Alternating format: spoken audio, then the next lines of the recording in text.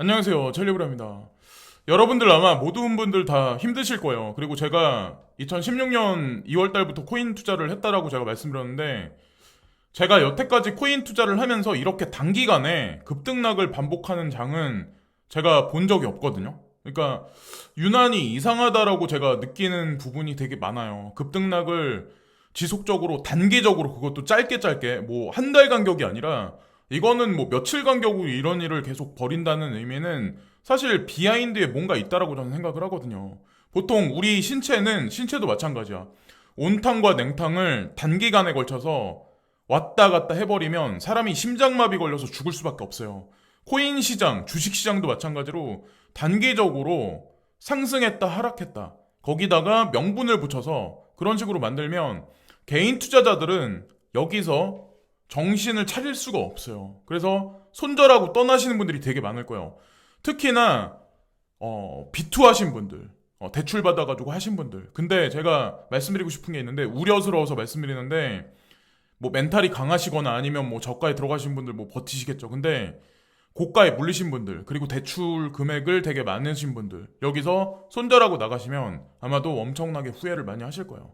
그러니까 멘탈 관리를 잘 하세요.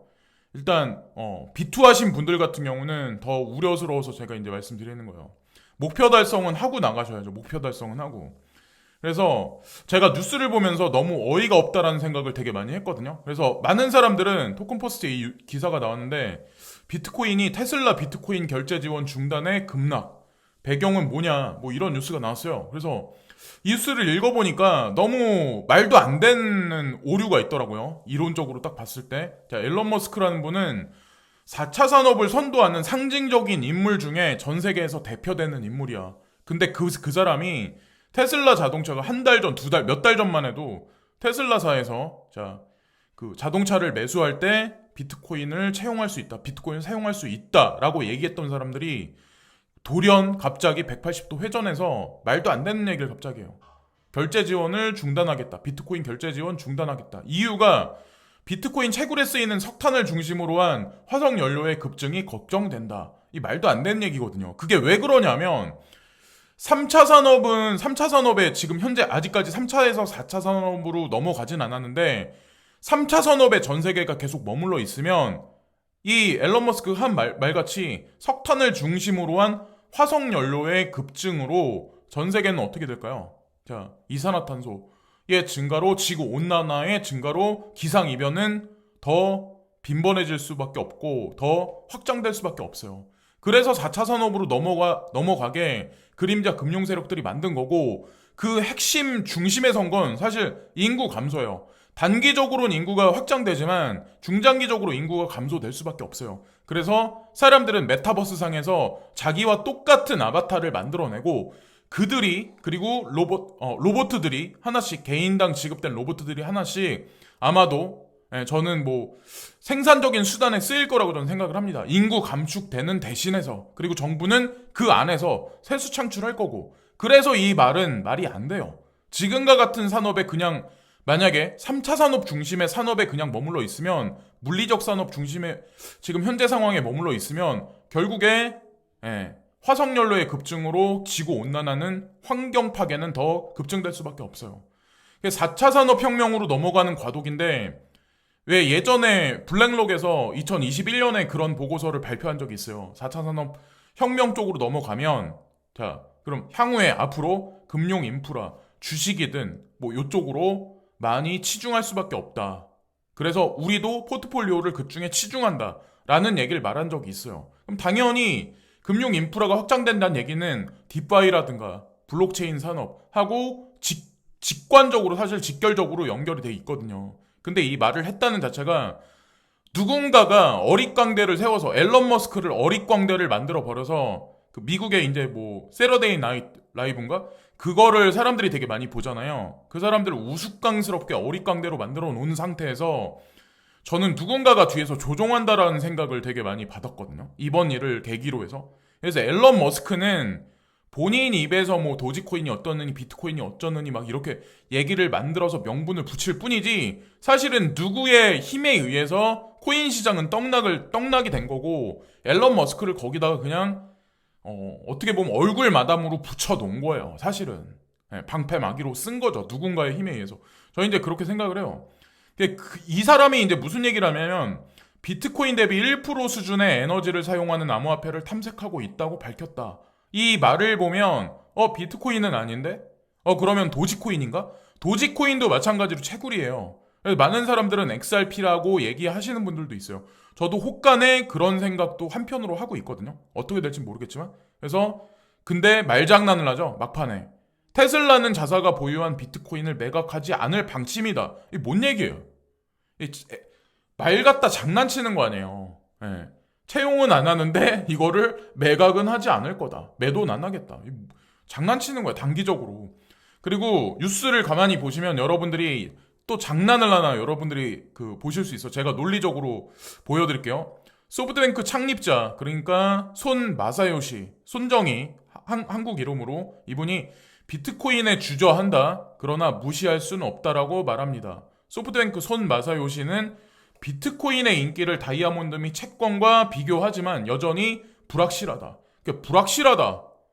이렇게 말씀을 하세요. 근데 이분은 이미 진짜 오래전부터 블록체인 생태계에 관해서 알고 계신 분이에요. 제가 그걸 보여드릴게요. 왜 그러냐? 소프트뱅크 벤처스 아시아가 가치의 흐름을 자유롭게 최초 원화 비트코인 거래소 코빗, 이게 2014년 12월 23일 날 나온 거예요. 소프트뱅크 벤처스 블로그에 이게 나온 거예요. 근데 실제로 소프트뱅크에서 코빗에 투자한 건 2013년도예요. 자, 이게 어떻게 될까요? 그러면 손정희 회장이 과연 이 사실을 이렇게 지금과 같은 상황이 벌어질 거라는 걸 몰랐을까요? 이렇게 가상자산 판이 커질 거라는 걸 몰랐을까요? 상승세가 이때까지 있을걸? 근데 더 확실한 거는 2020년 10월 29일 날 소프트뱅크 벤처스에서 유영석 코빗 전 대표 벤처 파트너로 영입을 했어요. 이분이 소프트뱅크 벤처스로 들어갔어요. 이 의미는 이미 인과관계가 오래전부터 있었다는 얘기예요. 2013년, 14년서부터. 여기 나오죠? 유영석 파트너는 2013년 한국 최초 암호화폐 거래소인 코빗을 설립하고 실리콘밸리의 유명 투자자인 팀 드레이퍼를 비롯해서 소프트뱅크 벤처스, 한국투자 파트너스 등으로부터 투자를 받았다.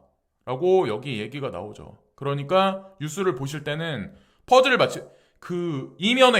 시면에 있는 것까지 퍼즐을 맞춰보시면, 이 사람이 지금, 손 마사요시가 얘기하는 게 아니구나. 이거는 그냥 뉴스 갖다 장난치는 거구나. 이런 식으로 보시면 돼요. 그리고 이제 그래스케 자산운용사에 있는 포트폴리오에 있는 코인들을 투자하시는 분들 잘 보셔야 되는데, 그 포트폴리오에 있는 코인들 중에 미국 증권거래위원회 분기별로 이렇게 계속 보고서가 올라가는 게 있어요. 자, 근데 그게 지금 상품으로 등재된 게 그렇게 돼 있는 게 GBTC, 비트코인하고 이더리움이에요. 근데 거기에 하나의 상품을 더 올려서 일명 그게 무슨 상품이냐면 GDLC라고 있어요. GDLC. 거기에 들어가 있는 코인들이 뭐냐면 비트코인, 이더리움, 비트코인 캐시, 라이트코인, 체인링크 요 5개의 코인이에요. 그래서 GDLC도 비트코인하고 이더리움 같이 마찬가지로 주기적으로 미국 증권거래위원회에 보고서를 제출을 해야 돼요. 저는 그래서 이제 말씀드리는 게 비트코인 ETF 승인이 되면 그 다음에 이더리움, 그 다음에 GDLC가 될 확률이 높고 그 다음에 개별적인 코인들이 아마도 들어갈 거라고 저는 생각합니다. 뭐 비트코인 캐시가 될 수도 있고 라이트코인이 될 수도 있고 체인링크가 될 수도 있고 뭐 서서히 단계적으로 갈 거라고 저는 생각을 하고, 인플레이션 때문에 말들이 되게 많아요. 미국은 뭐 4.3% 인플레이션이 나왔기 때문에 테이퍼링 한다. 근데 금리 인상한다. 이런 얘기들이 나오죠. 근데 그거는 미국을 기준으로 한 미국 자체적인 생각이지, 미국에서 지금 현재 금리 인상을 해버리면 전 세계에 미치는 파급력이 어마어마할 수밖에 없어요. 일본 돈을 그렇게 지금까지 풀어댔어요. 아베노믹스부터 해가지고. 자, 근데 마이너스 0.2%예요. 인플레이션이 일어나지 않고 있어요. 인구는 고령화되고, 사회는 생태계가 점진적으로 축소되고 있어. 거기서 돈을 아무리 찍어내봐야 다 필요 없는 짓이야. 전 세계는 이런 형국으로 점점 가고 있는 형국이에요. 왜 블록체인이 왜 등장을 했었고, 왜 디파이라는 개념이 등장을 했었고, 블랙락은 왜 금융 인프라 쪽으로 많은 자본이 이동할 거다. 우리도 포트 구성을 그렇게 해야 된다라는 말이 사실은 이 인플레이션이 일어나지 않는 거를 보면 우리가 알 수가 있어요. 자, 스위스도 마찬가지로 0.3%, 홍콩 0.5%, 포르투갈 0.6%, 영국이 0.7% 인플레이션, 중국이 0.9% 인플레이션, 이탈리아가 1.1%, 호주가 1.1%, 프랑스가 1.2%, 싱가포르가 1.3%. 자, 근데 여기까지만 보여드리고 미국이 인플레이션 4.2%예요. 딱 중간에 있어요. 근데 우리가 알고 있는 대부분의 선진국들은 인플레이션이 그렇게 우려할 만큼 많이 일어나진 않았어요. 우리나라 같은 경우도 그냥 2.3%예요. 여기서 한국은행이 금리를 인상을 한다? 미국을 쫓아서? 근데 미국이 그렇게 못하는 이유가 있어요. 자, 나머지 나라들 인플레이션율을 보면 결론을 대충 알 수가 있어요. 과연 무슨 얘기를 할지. 자, 연준에서. 그리고 인디아, 폴란드, 필리핀, 사우디아라비아, 러시아, 멕시코, 브라질. 여기 나와 있는 국가들은 전 세계 경제에서 차지하는 비중이 그렇게 많진 않아요. 아직까지 신흥국인데도 많고 개발도상국인 국가들도 있고. 자, 어쨌든 저는 이제 이 관점을 보면서 그렇게 관점을 봅니다. 사람마다 생각하는 관점이 되게 틀려요. 금리 인상돼서 부동산 폭락하고 주식시장 폭락할 거야. 너네들은 끝났어. 라고 말씀하실 분들은 있겠지만 세수 창출을 할 데가 없다니까요. 예. 여기서 지금 4차 산업으로 넘어가는 과도기 중에 선진국부터 G7, G11부터 무너지기 시작을 하면 전 세계 경제는 도미노 현상으로 무너질 수밖에 없어요. 그럼 또다시 거대 양적 완화를 해야 되는데 다시 살려내려면 조금 많이 힘들지 않을까. 연준 입장에서도 아마 그런 식으로 스탠스를 취하지 않을까 저는 생각을 합니다. 그래서 금리 인상 기조나 테이퍼링을 한다는 의미의 얘기는 아마도 조금 뒤로 밀어놓지 않을까 저는 개인적으로 생각을 합니다. 그리고 앨런의 덤프가 복구 중이다. 자, 윌리 우라는 분이 있거든요. 이분이 이제 빅데이터를 기반으로 해서 시세 예측을 하시는 분이 있어요. 근데 글래스노드 자료를 토대로 해서 이분이 이제 말씀하시는데 거래소로 순유입되는 양이 유출된다. 근데 유출되는 양이 지금 더 많아지고 있다. 유입되는 양이 거래소로 유입되는 양이 많아지는 의미는 폭락할 의미가 있다. 근데 지금 유출되는 비트코인 양이 많다. 이거는 상승할 가능성이 높다라고 빅데이터는 얘기를 해준대요. 그래서 여기서 뭐 안심해서라 제가 이렇게 단언해서 말씀을 못 드리지만 어쨌건 저도 조금 매입을 했는데 거기서 다시 마이너스가 나더라고요. 근데 뭐 어쩌겠어요. 뭐 할 수 없는 거지. 이미 엎질러진 물인데. 그 비트코인 몇 달 동안 옆으로 비트코인이 최고치까지 500%더 급등하기 전인 2017년 5월부터 7월을 상기시킨다. 지금 현재 차트적인 관점에서 조시 락원은 분석을 하고 있는 거예요. 그래서 한 가지 확실한 것은 비트코인이 여기서 횡보 모드를 벗어나고 몇 주 동안 급등할 거다. 앞으로 45,000달러 미만의 하락은 큰 구매자가 상당히 빨리 구매할 가능성이 높다. 그래서 밑꼬리가 설상 말린다고 하더라도 누군가가 큰 고래들이 매집할 확률이 되게 높다. 그래서 만약에 횡보를 하더라도 여기서 뭐 부안해동 하지 마라. 급등할 가능성이 높다. 저는 조시라거의 견해에 한 표를 던지겠습니다. 저도 이런 식의 생각을 지금 하고 있거든요. 저도 그래서 그냥 더 떨어진다는 말들도 많은데 저는 그래서 그냥 매수를 해버렸어요. 블룸버그 크립토에서 무슨 얘기를 하냐면 자, 이것도 어떻게 보면 되게 부정적인 뉴스일 수도 있거든요. 정부는 암호화폐를 수용하거나 두 개 중에 하나예요. yes or no야. 수용하거나 사람들이 사용하는 돈에 대한 통제권을 잃을 위험을 감수해야 한다. 잉글랜드 중앙은행 총재가 이런 식으로 말씀을 하셨대요. 뱅크 오브 잉글랜드. 자, 이 의미를 잘 보셔야 돼요. yes or no예요. 중간은 없어요. 그러니까 앞으로 무슨 얘기냐면 규제안이 확실하게 나와서 가상자산 시장을 제도권 안에 수용을 하든지 아니면 아니든지 두 개 중에 하나란 얘기예요. 자, 여러분들도 결단을 내리세요. 내가 이 시장에 머물러 있든지 아니면 손절하고 떠나든지 떠나서 그 돈 갖고 자영업을 하시든 자, 그 돈 갖다 여러분들이 자영업을 하시면 쿠팡하고 경쟁해야 되고 배달통하고 경쟁을 해야 돼. 쿠팡 이츠하고 또 경쟁을 해야 돼. 카카오하고 경쟁을 해야 돼요. 그 사람들하고 경쟁해서 게임에서 이기기 되게 쉽지가 않아요. 그 사람 편이 되든. 저는 이제 그렇게 생각을 합니다. 자, 차트적인 관점에서 비트코인은 딱 헤드앤숄더 패턴이에요. 여기서 더 급락할 수 있다고 말씀하시는 차티스트 분들이 되게 많을 가능성이 높아요. 자, 크립토 독이 차트를 그렸는데 딱 하방 세기형이죠. 완전히 안 좋아요. 더 여기서 더 서서히 내려갈 가능성이 있다. 그리고 나서 시간이 걸린 후에 올라갈 가능성이 있다. 차티스트들은 정직하게 그냥 차트를 보고 얘기들을 되게 많이 하겠죠. 그러니까 어떻게 될지 저도 이제 궁금하네요. 더 떨어질지 아니면 옆으로 좀 밀고 올라갈지. 그러나 중요한 건 시간이 걸리겠지만 하방세기형 패턴이 완성이 되면 다시 급격하게 상승할 거라고 저는 생각합니다. 누군가는 그런 얘기를 하더라고요. 이번에 하락장이 끝나면 비트코인 기준에서 74,000달러까지 올라갈 거다라는 얘기를 하더라고요.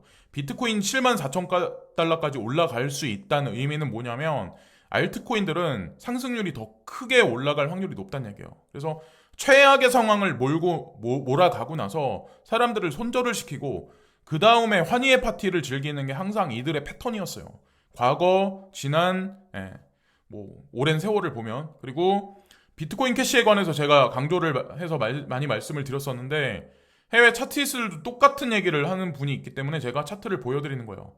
비트코인 캐시는 뭐 비트코인이든 이더리움이든 이더리움 클래식이 급격하게 쏘고 상승했을 때 대비해서 아직까지 올라가지 않았어요. 저도 그래서 이쪽에 좀 비중을 좀 높여놓고 기다리고 있고 손절하지 않고 대기하고 있는 상태예요. 결과가 어떻게 나올지 모르겠지만 제가 손절을 하지 않는 그런 거는 뭐냐면 제 그냥 트레이딩 할 때 제 그거예요. 그러니까 그냥 항상 방법. 그러니까 목표가가 오기 전까지는 목표가가 뭐 제가 200 몇십만 원이라고 말씀드렸잖아요. 목표가가 오기 전까지는 움직이지 않아요. 그래 목표가가 오면 뒤도 안 보라보고 바로 매도를 해버려. 그리고 그 수익 난 거 있죠. 저는 그리고 전체를 다 팔아버린다는 의미가 아니라 제가 가지고 있는 것 중에 일부를 판다는 의미예요. 오해는 하지 마세요. 그리고 여기서 이득 난 거를 그 그레이스케일 자산운용사 포트폴리오에 있는 것 중에 좀 많이 떨어져가지고 못 올라가고 빌빌거리는 코인이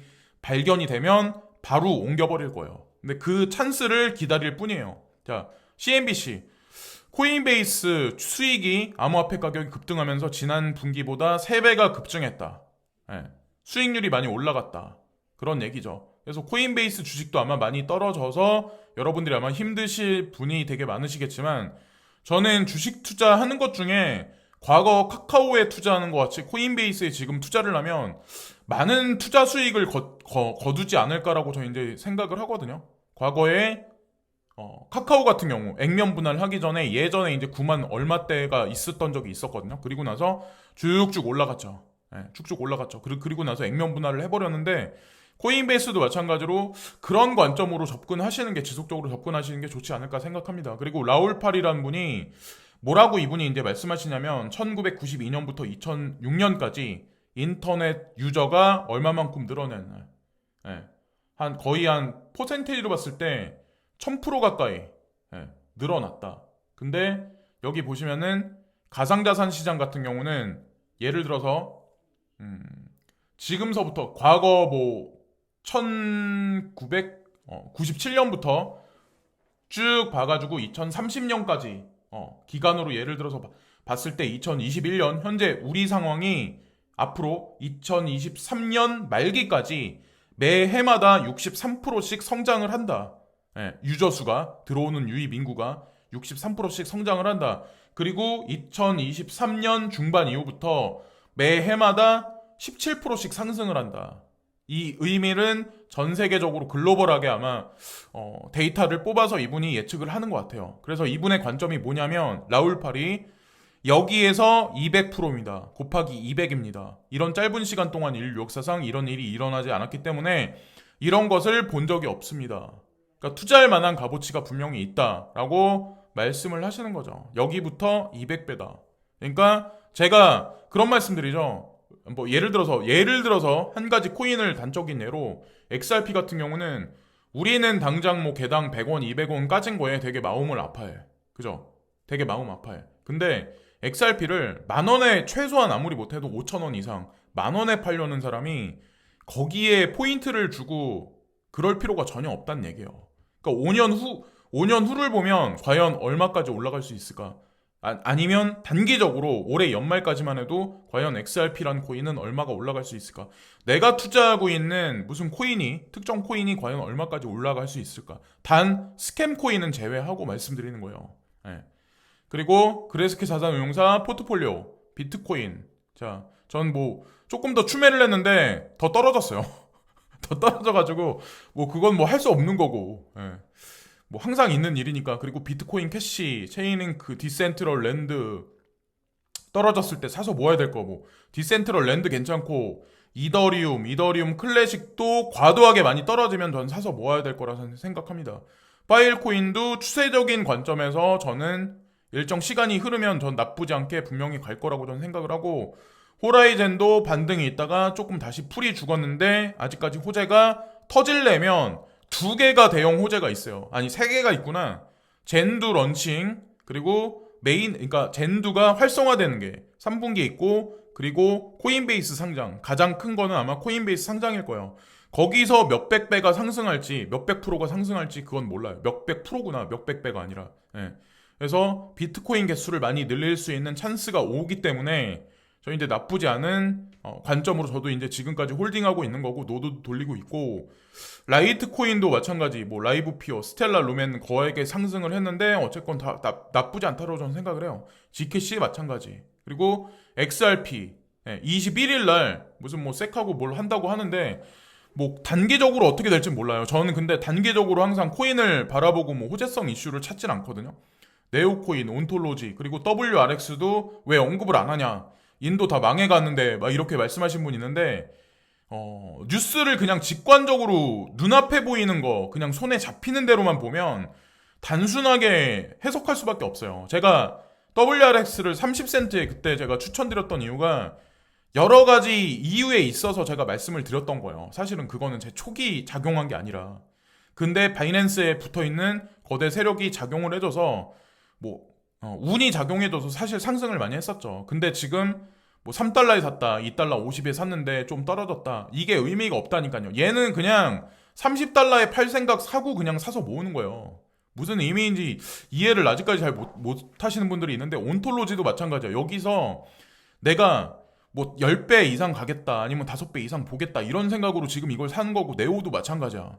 최소 뭐 몇십만 원? 최소 몇십만 원, 아니면 조금 중장기로 봤을 때 개당 100만 원에 팔겠다는 생각으로 접근하는 거고, XRP도 뭐 이거야 뭐 끝판왕이니까. XRP에 관해 제가 한 가지만 말씀드리면, 제가 보유하고 있는 양 중에 특정 거래소는 제가 인증을 단계를 올려놓지 않았어요.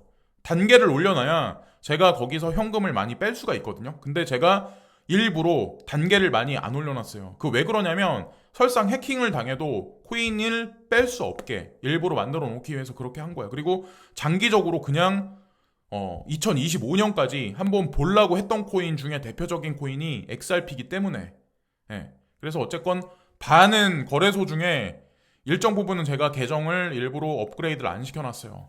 거기서 뭐 개인정보를 줘야 되는데 일부러 제한사항을 둬놨죠. 일부러. 그래서 결과는 나올 거라 생각하고, 댓글에 보면 코인 뭐 본인 계좌에서 40% 하락을 해서 40%뭐 물려가지고 한강 간다라고 이렇게 말씀하시는데, 40%가 뭐예요? 저는 코인 투자하면서 스캔 코인으로 제가 비트코인 30개 날린 적도 있는데, 그때는 뭐 비트코인이 200에서 400만 원 왔다 갔다 할 때니까 뭐 그렇다 치고 그게 뭐 중요한 게 아니니까, 코인 투자를 하다 보면 마이너스 98%까지 떨어진 적도 있어요.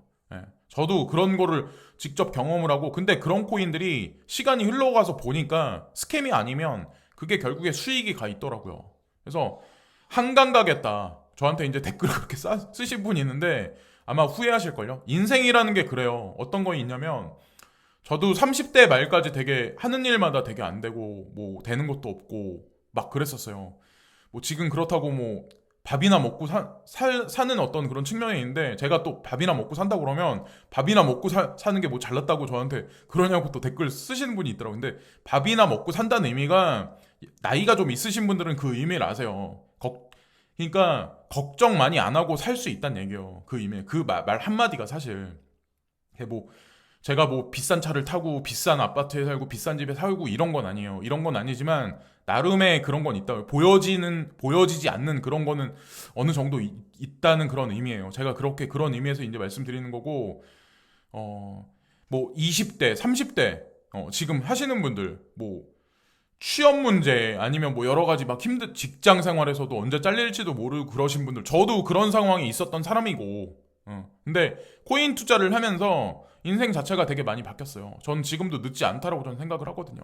그래서 괜찮은 코인들을 잘 이렇게 케어를 하면서 잘 모아두시면 분명히 인생 역전의 기회가 분명히 올 거라고 저는 생각을 합니다. 그리고 사주팔자에 보면 그런 게 있어요.